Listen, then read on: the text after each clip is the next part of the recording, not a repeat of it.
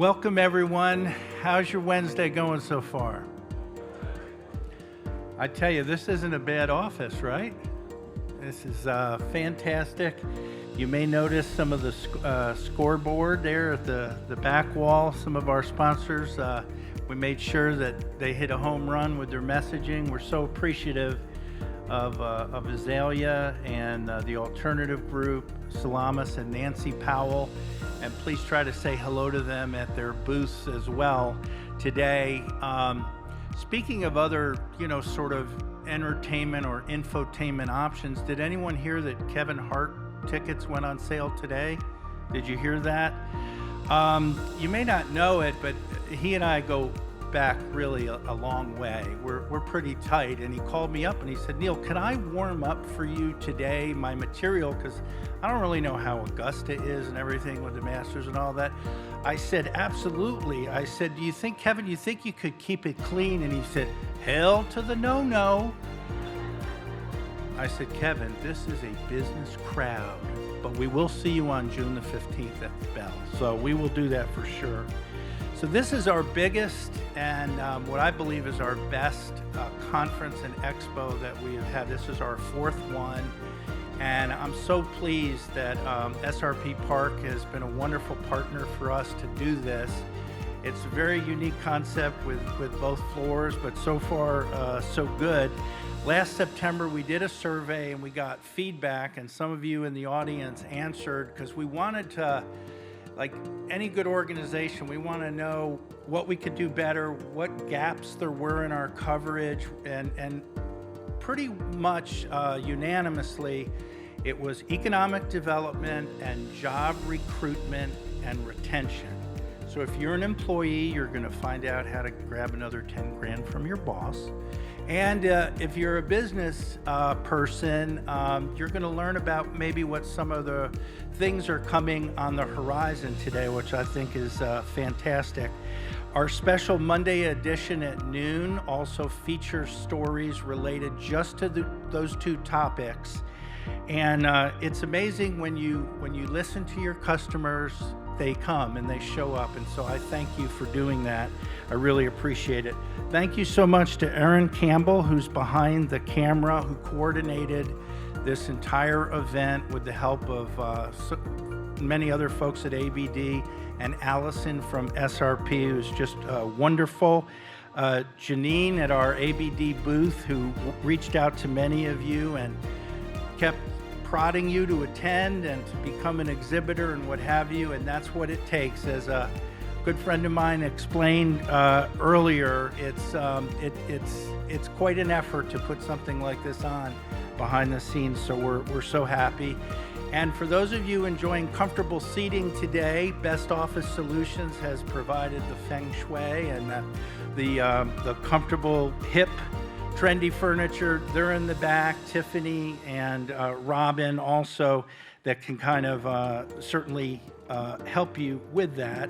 And she's one of the ones that graciously has agreed to appear as one of our panelists, along with many others who deeply care about economic development. And Steve, if you could come and sit up here. Steve Clayborn is retired from many decades of service to our country, managing multi-million-dollar contracts, purchasing and supply chain situations at both Fort Gordon and at the Savannah River site. He now runs a consulting company to help small businesses improve their bottom line. Please welcome Steve Clayborn from Salamis, LLC. And Bob, if you could also please come on up to the panel. Bob Bigger recently took on a new role at SRP Federal Credit Union. He oversees all of the business banking services for companies, including business accounts, lines of credit, loans. He's probably a good guy for us entrepreneurs to know, I would say. He's also a really good guy, very invested in the community, lived in North Augusta for decades with his wife, who runs, and of course I'm drawing a blank on that wonderful facility, the Arts Heritage Center. If anyone has been there, it's just amazing. So welcome Bob Bigger from SRP Federal Credit Union. Davis, would you please come on up to the panel as well? Davis Beman and his Beman Real Estate Group has partnered with Blanchard and Calhoun to run their commercial real estate division for the last 13 years. He is also flying high on the Aviation Commission and is helping to develop land there to grow our economy as part of a government-funded opportunity zone. So very interesting things are happening at SRP and with Davis Beman. Welcome, Davis Beman. And Derek, would you also please come on up to the panel? Derek May is the president of Azalea Investments, which is based in downtown Augusta, and he oversees their hotel business, office building investments, and also outdoor advertising. He's the former president of Morris Publishing Group. By the way, he's the over 50 U.S. table tennis champion. And he's also on the boards of Destination Augusta and Augusta Tomorrow. Please welcome Derek May.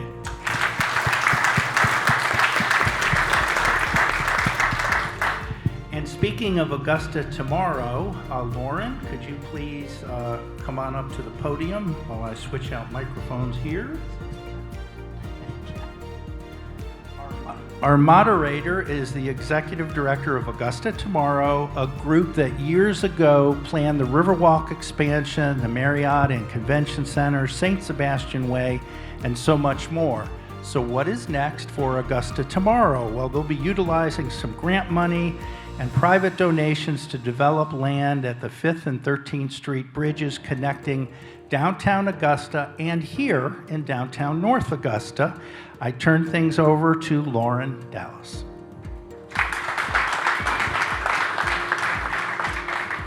Thank you all for coming. It's always, you never know what you're going to get when you give me a microphone, so I take it very personally if you don't laugh at my jokes, even if you don't think they're funny.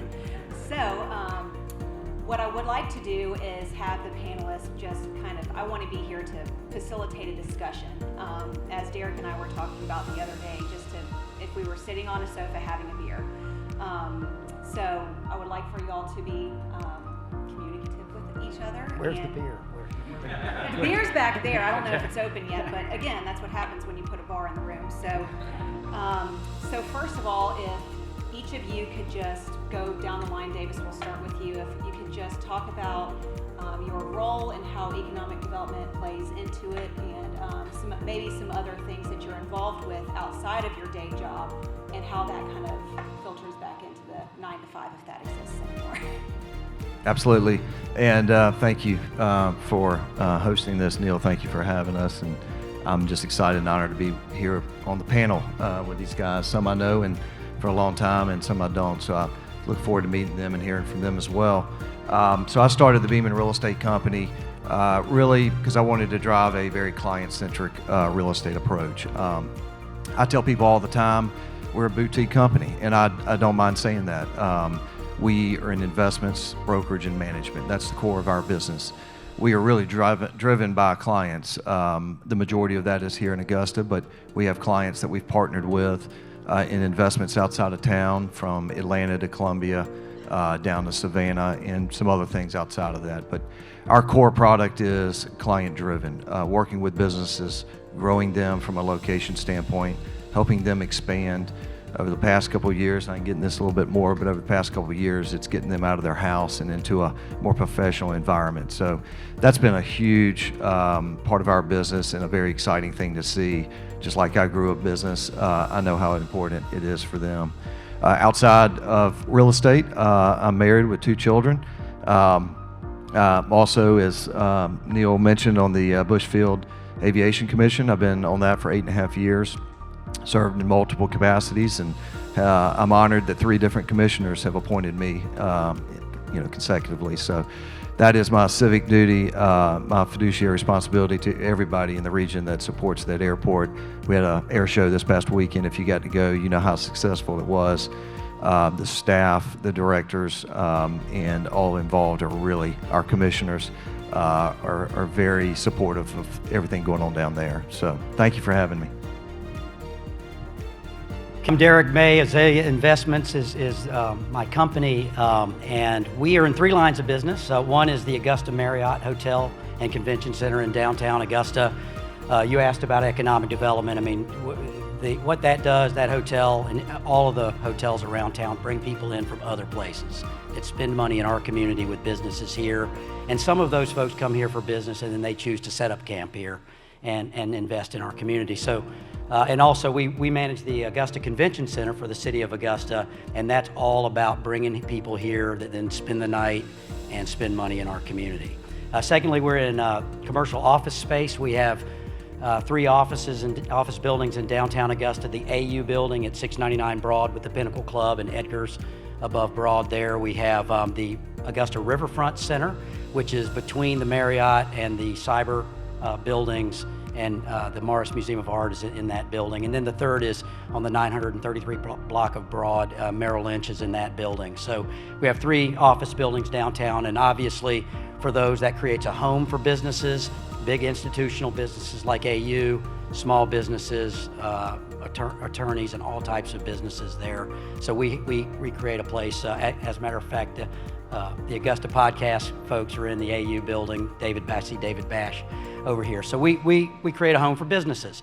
Thirdly, we're in the outdoor advertising business, Azalea Outdoor, which is a distinct business. Actually, Chris Withers is the president of Azalea Outdoor. He's a shareholder as well, and Brandon Garrett here work at Azalea Outdoor. And what advertising is all about is connecting buyers and sellers and stimulating the economy. So that's what we do at Azalea Investments. Thank you again, and thanks Neil for hosting this event. Again, my name is Bob Bigger. I'm with SRP, the credit union, not the ballpark here. The ballpark is just one of the many sponsorships and outreach that SRP does in our community, and it's been a good association with the ballpark here. But most of you know SRP's been around for 80 years as a credit union.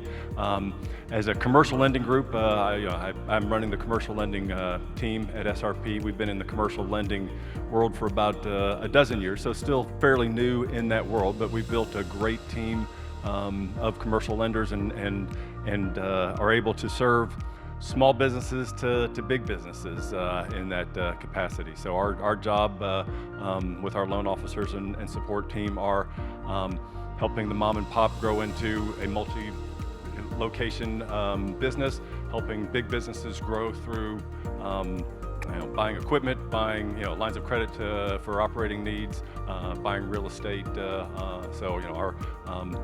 We are there to be a team partner, trusted resource for our business clients. And SRP gives us a great resource and a great platform to do that and help grow our community. Outside of that, I'm on the North Augusta Planning Commission that reviews zoning changes and new neighborhood development. Was asked to join that team a couple years ago. Also serve on the board of Community Ministries of North Augusta that does assistance in our community for those with that have needs that just they need some assistance with. So it's a blessing to be on that group as well. My wife runs the Arts and Heritage Center in the North Augusta City building right up the street, and I've got 2 grown kids. Thank you. Okay. Thank you, Neil, for inviting me. But basically, I'm with Salamis, and I've got about 40 years in supply chain management. Now, about 3 years ago, nobody knew what supply chain was. Now everybody knows what it is. But basically, our job is to try and help, especially the small and medium-sized business owners and the purchasing staff, to understand what purchasing contracts, supply chain is, and how to reduce their liability going forward. As far as outside of that, I'm with the Columbia County Workforce and Education Committee, and if you're not a member of that, I strongly recommend that you try and get on that committee, because that's helping to move the workforce forward. Excuse me, my voice is breaking.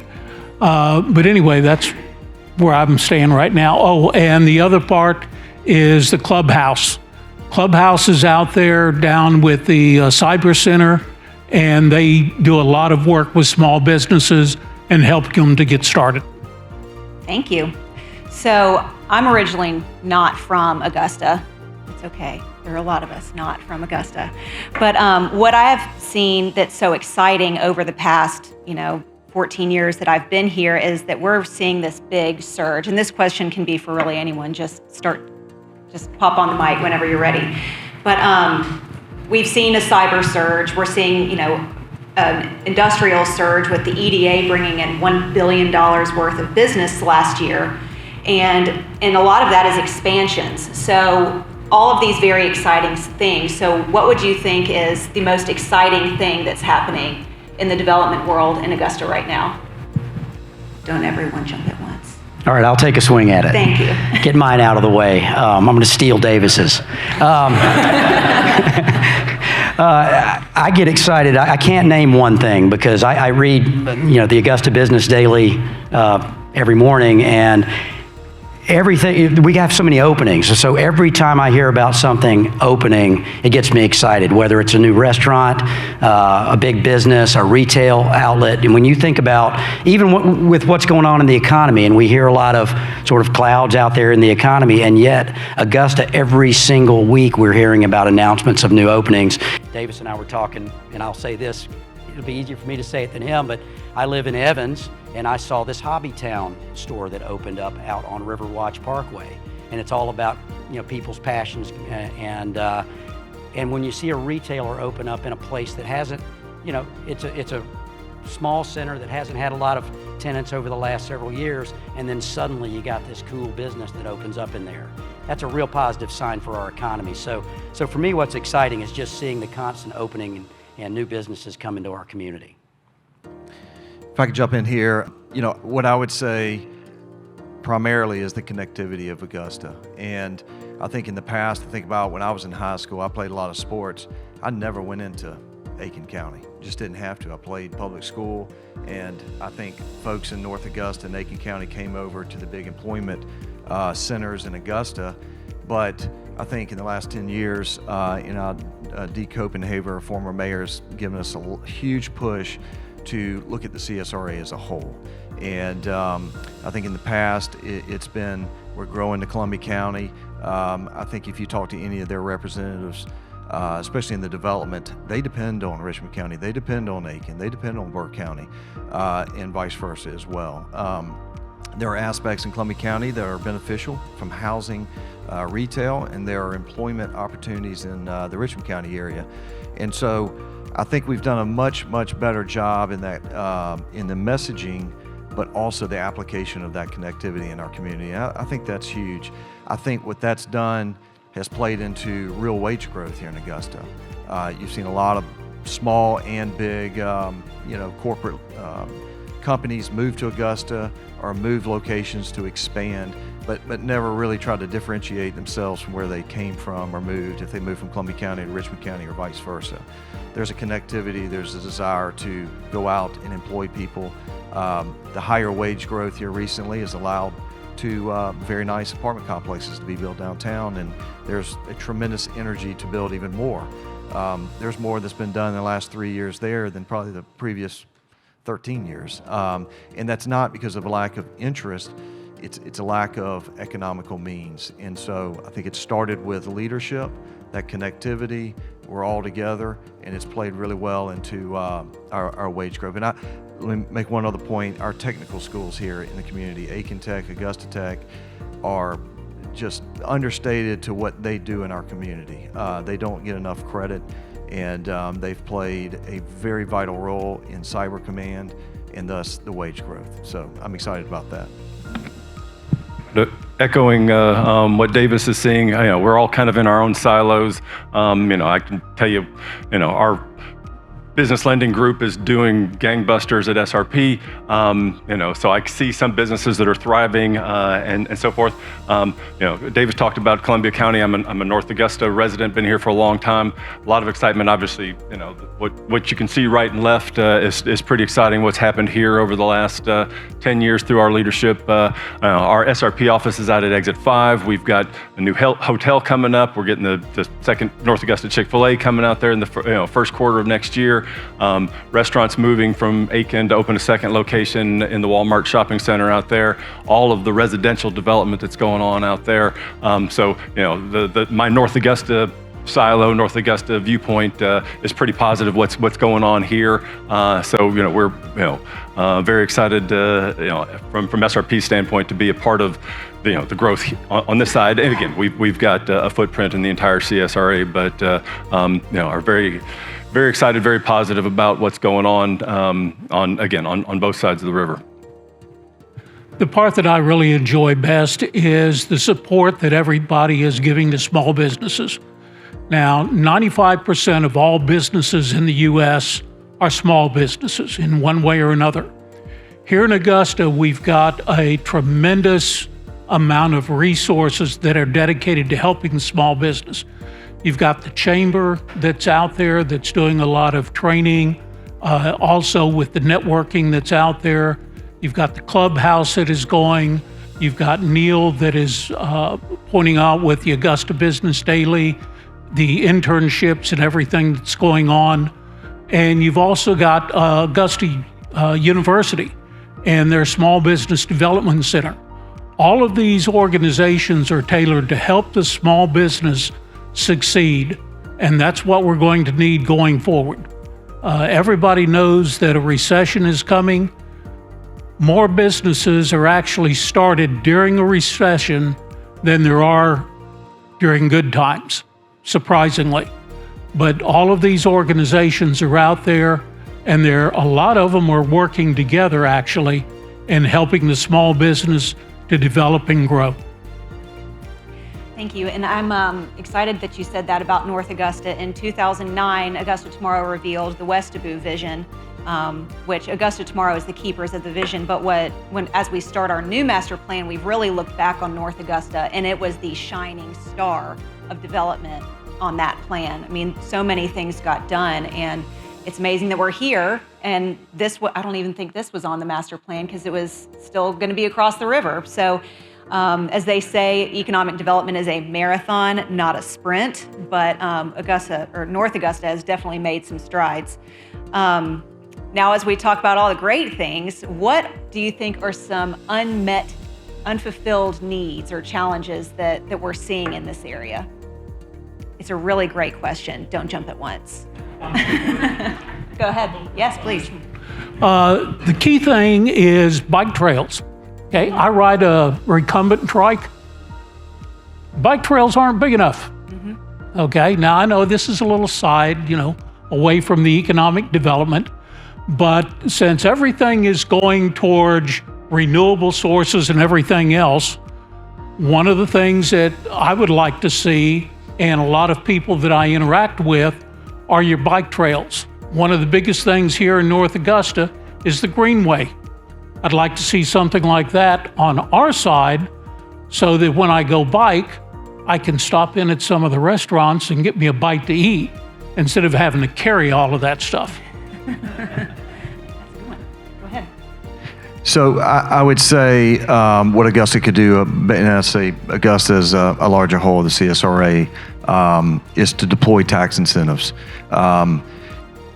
Let me be very careful to say the people that are involved here locally are not the problem. And they are highly motivated to attract and retain businesses, whether it's downtown, Columbia County, North Augusta, through the opportunity zones, through TADs, TIFs, economic enterprise zones, and things like that. So a lot of those tax incentives are out there. but they're extremely hard to obtain. And I think our state has not done a good job in promoting those, increasing the budget amounts. I mean, for a long, long time, the cap for a project was $350,000. $350,000 gets you plans, a developer on site, a new roof, and then you're talking about the inside to bring a business in.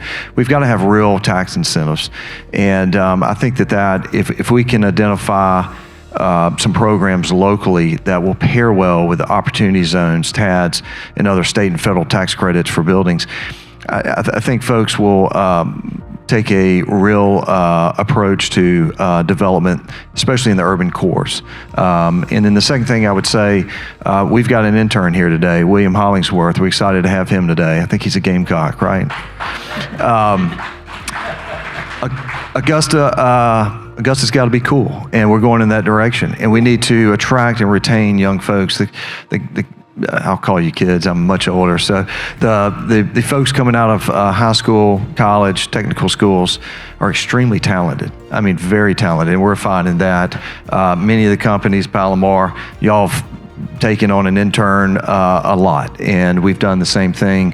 We're invested into that because we know that they're the future at a higher cost, but they're very talented and they're connected with a generation that if we're going to continue to be vital and meet the needs in these urban cores, matching them with tax credits, we have to listen to them and really respond to what their desires are.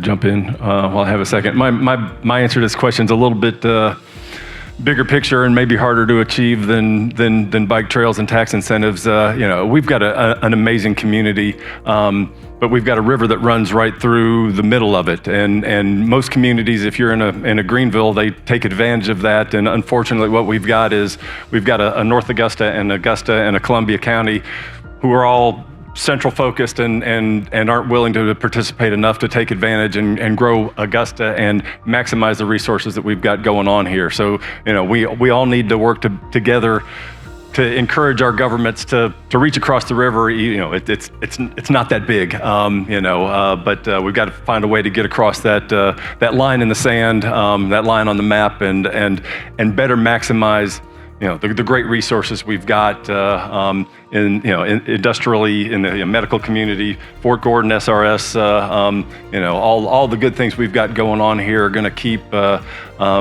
Augusta from seeing major dips, in the economy if there are recessions or so forth, because we've got great bases like great economic bases to support us, and again we've got great, just great communities around us, but we're basically working with 3 separate communities who are focused on their own, as opposed to what can we do to make the Augusta MSA kind of rise higher and work as one, as opposed to each of us focusing on our own little silos again. So I don't know how we get there, but that's my hope or vision that what we need to kind of make this a even better community to live in.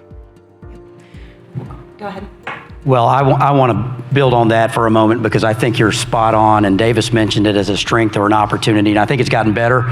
But if you think about it, we're sitting here in a fantastic baseball stadium, and we're looking back and you can see the skyline of downtown Augusta. And if you didn't have economic development on this side of the river, then you wouldn't have this is what makes it cool, is we're on both sides of the river. You'd have buildings over there looking across at homes on this side. And so we need to think globally like that, because I think that's what makes this vibrant, is having things on both sides of the river. And so I think it wasn't a loss to Augusta that this was built over here. It actually augments and enhances for anybody down here. But I think what the biggest challenge, well, I can't say this is the biggest challenge, but it's a challenge, is that your downtown, Augusta's downtown is the downtown of the region. It's the downtown of this metro area.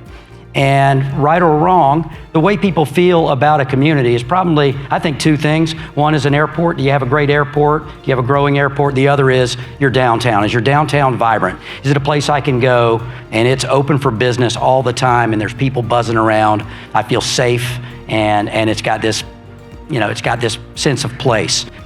And I think for Augusta to get there, we got to have more people living downtown. It's number one. If we want a Trader Joe's downtown, don't worry, get enough people downtown, Trader Joe's will find you. But if the first thing that's got to we already have, if you're down here even on a Tuesday night working downtown, Broad Street, up and down Broad Street, all the parking places are filled and all the restaurants are buzzing. We'll have a lot more amenities, more retail, more brands downtown if we have more people living downtown. And I think it ties back to Davis's comment about incentives. The reason it hasn't happened is because the economics simply haven't made sense. It's getting closer now and you're seeing some development. If the economics make sense, rooftops are going to be popping up everywhere. So anyway, I think that's the biggest challenge for Augusta. Yeah, and talking about those specific challenges is, everyone's favorite topic these days is inflation and, wages, all of the finances and economics that go into certain projects. How, as business leaders, are you addressing those challenges with your clients and kind of overcoming those and making things happen? Everyone loves to talk about inflation, right?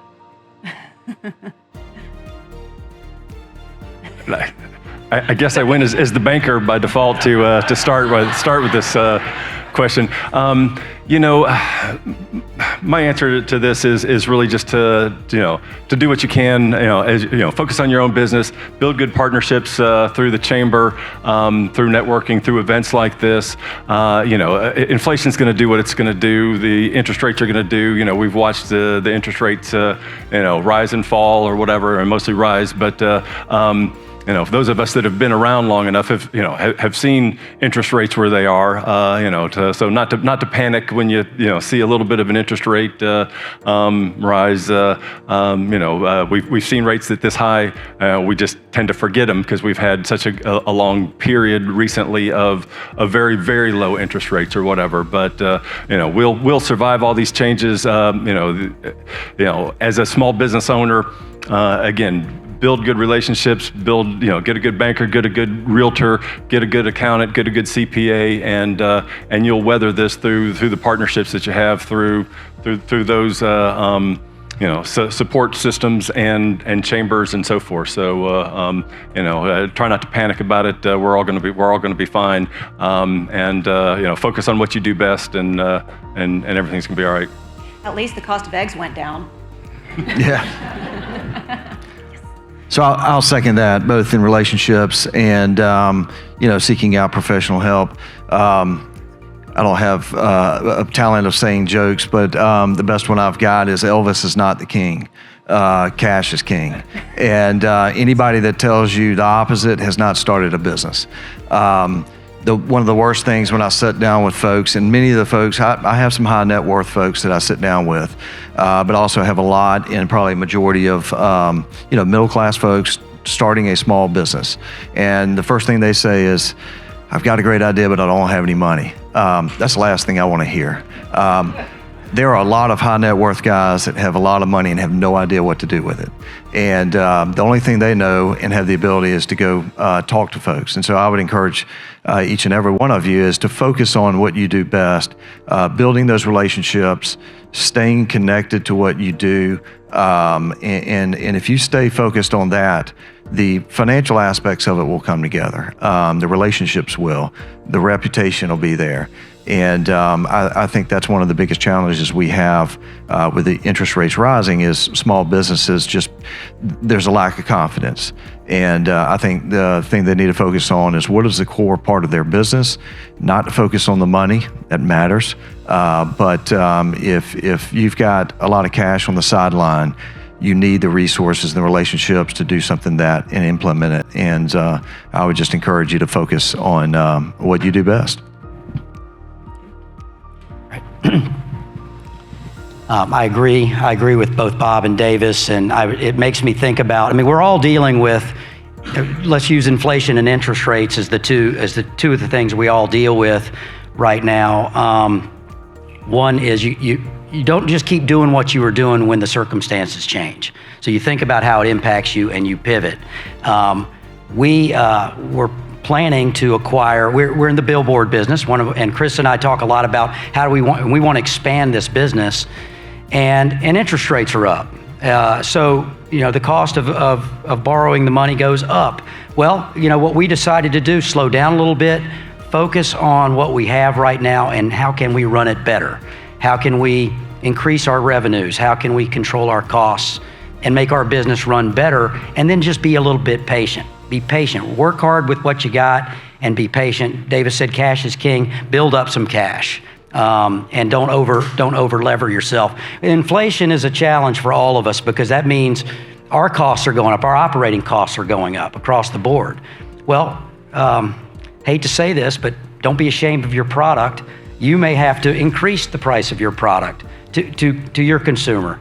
And your consumer, unfortunately, is aware that there's inflation and they're probably willing to pay it as long as you're fair and the product you provide is an excellent product, which I would assume it would be.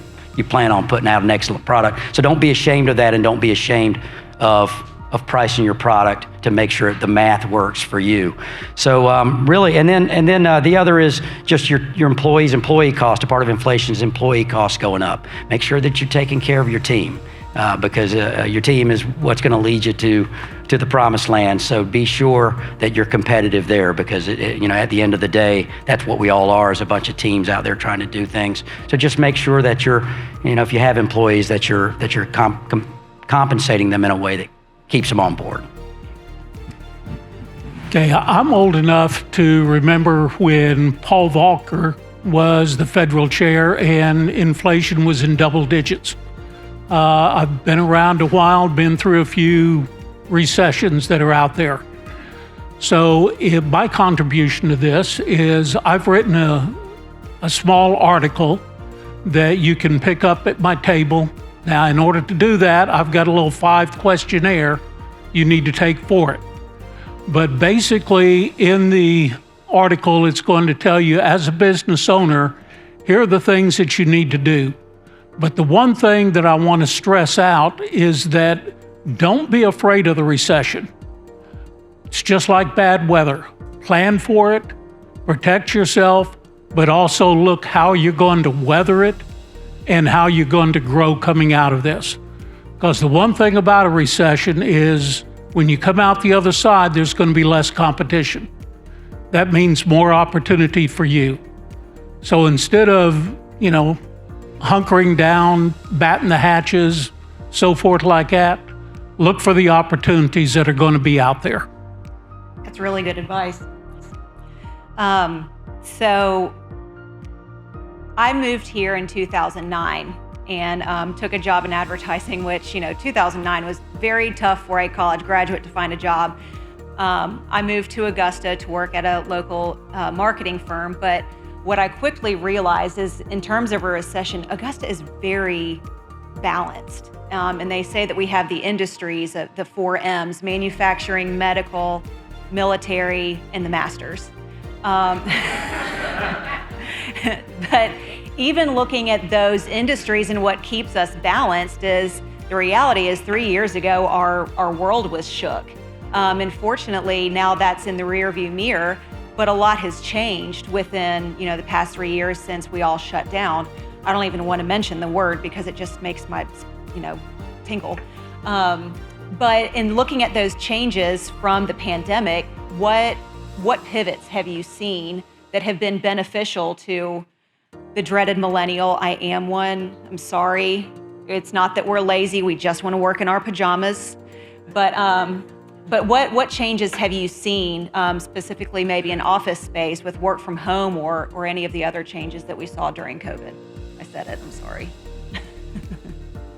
Again, I'll start, and regarding the pandemic, it's kind of like some similar advice we've been talking about with recession. Make sure you're in a healthy enough place. We don't know what's coming down the road.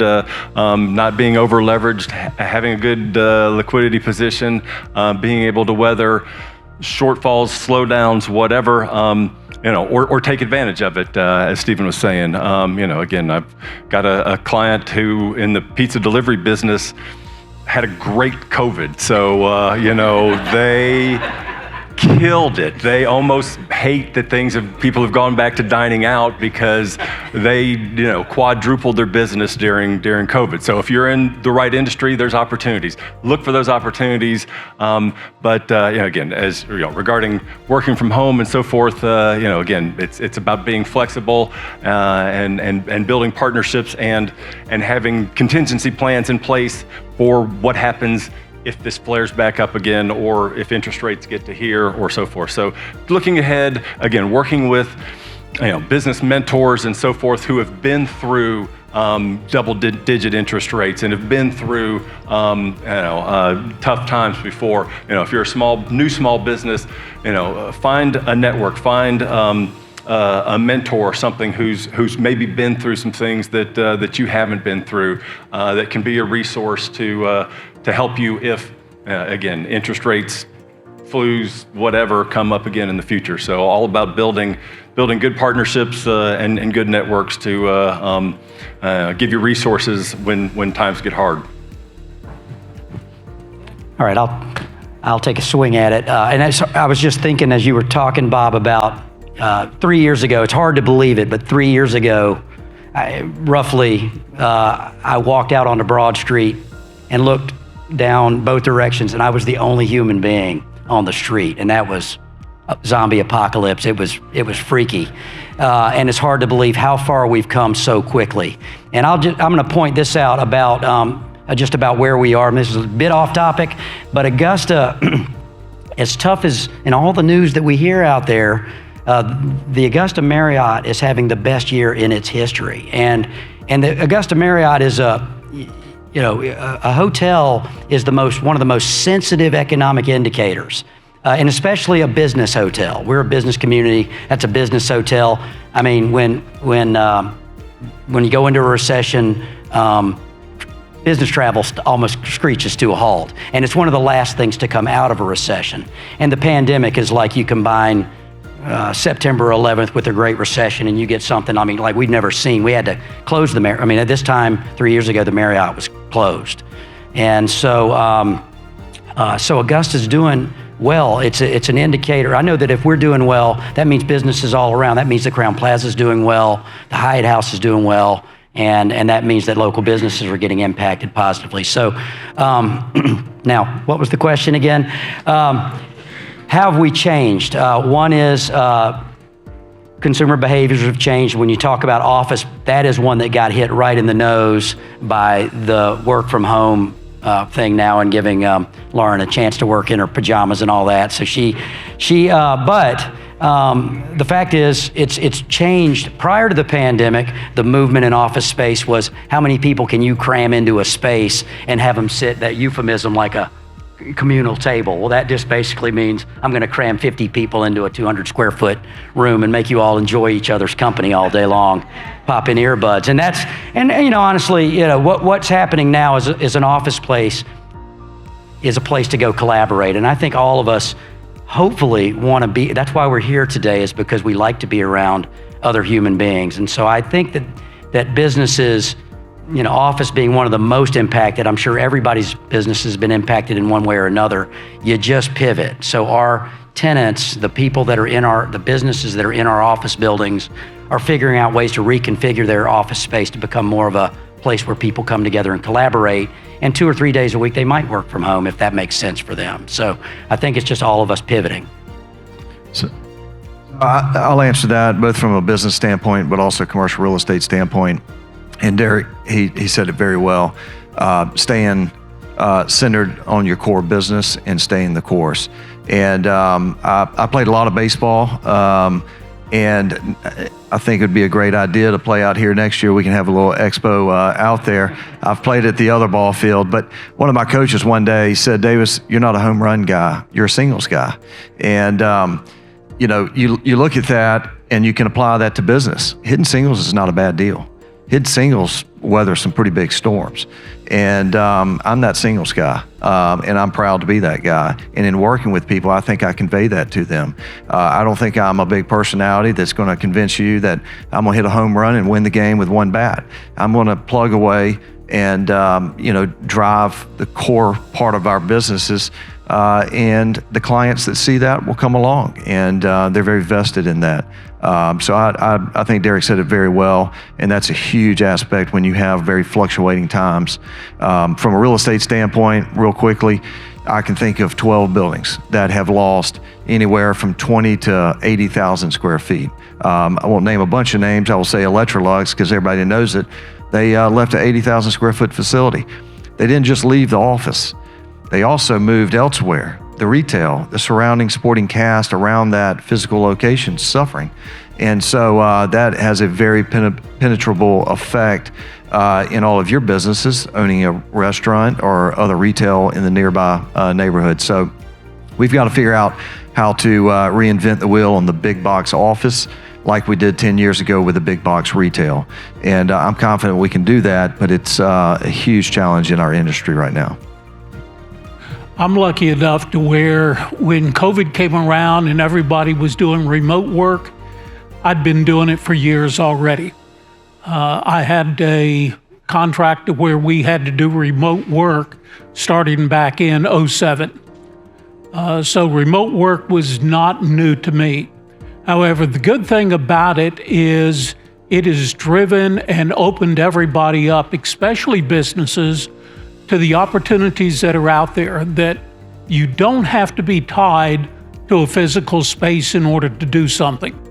The digital world is, worldwide, and you don't have to be physically located in order to do anything. So if your business is not already in the digital world, that's one area you need to start looking at. A lot of you may have been around when the internet first started. You remember how difficult it was. You would hit, okay, I want to go to this site, and you go get a cup of coffee, come back, and it may load. Well, AI is at that stage right now. AI is going to be the next stage, the next revolution we're going to have, especially as it applies to remote work and the digital community. It's going to grow. There's going to be a lot of companies out there that start. There's going to be a lot of them fail. But if you're not already looking at AI and the digital world and how it can be incorporated into your business, you need to really start thinking about it, because that's going to open up a whole new world of opportunity for you. Has anyone heard of Chat GPT? I could have used that to write these questions. I probably didn't even have to lift a finger, but that's just... I got to say something about that. Be careful if you use it.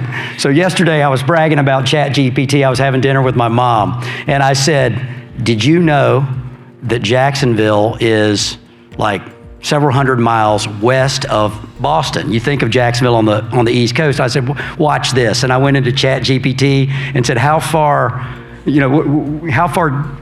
west? And it said Jacksonville was 1,000 miles east of Boston. That would put Jacksonville kind of like 2,000 miles into the Atlantic Ocean. So all I'm saying, and it said it so eloquently, it seemed like it was true. I had to look at the map. So just all I'm saying is double check behind Chat GPT if you use it, because it can say it very officially, but it might not be true. It's probably wrong. It's still in the early stages, as you said. It was taking the scenic tour.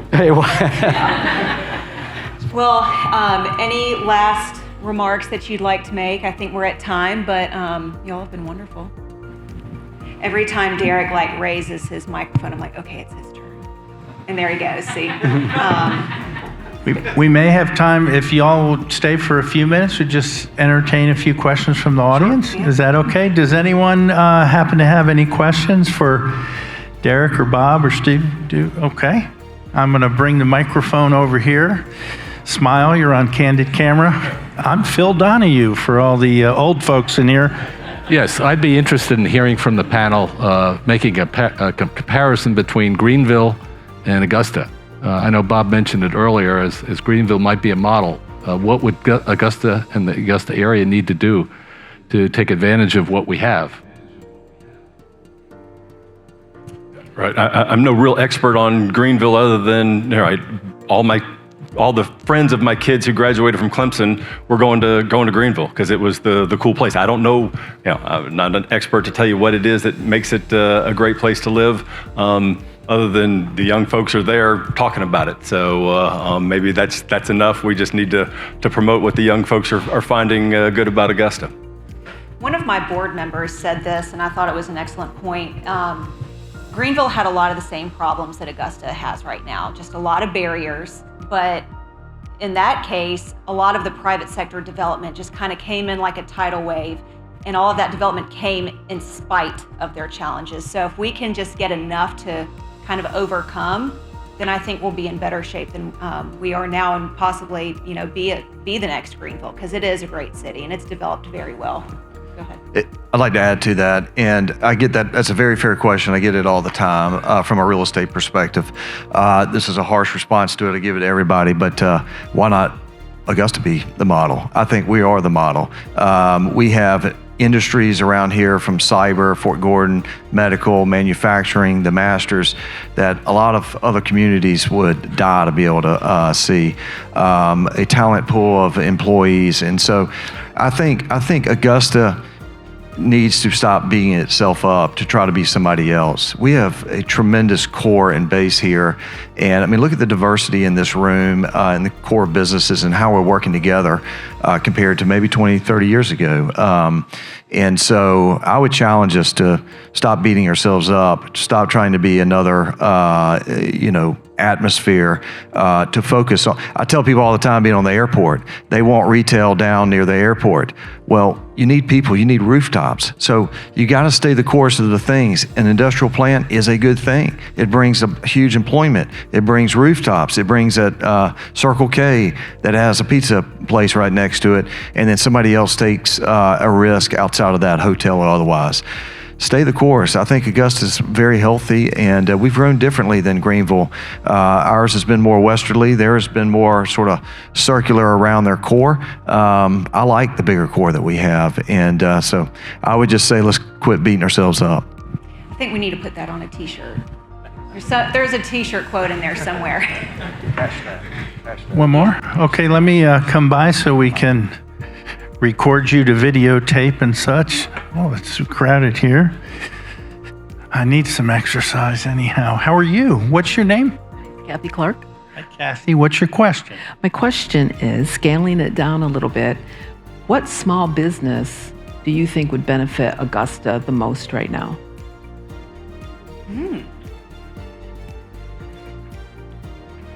Anybody? A Trader Joe's. Go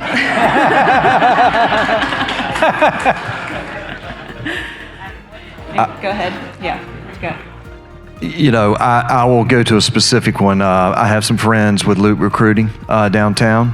I think the biggest thing we can do is continue that recruiting process. I think if you are a one-person shop or a 100-person shop and you can identify talent, you have a service that is very, very strategic in our community.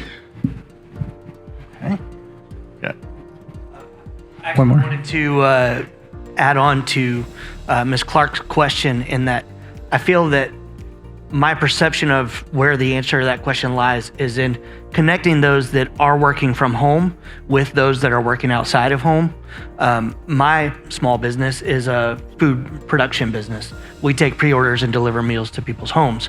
So we're trying to serve the busy family that can't shop, cook, and clean every day, as well as the new professional that just moved to town and doesn't know where to go. So we're going to bring it to you. I think other industries will find that making those connections to bridge the gaps between the more traditional office space type of business work and the work from home crowd will spring up. Delivering food has always been a thing, but I think we'll see a lot more of that. I'm a terrible cook. Can I have your card? Ladies and gentlemen, Chef Norm from Zip Chef. Give him a hand, everybody. Thank you so much, everyone, for your time in the panel, and we hope that you get to see some of the booths that are actually right outside the WOW room. Give them some love because they certainly work hard for us.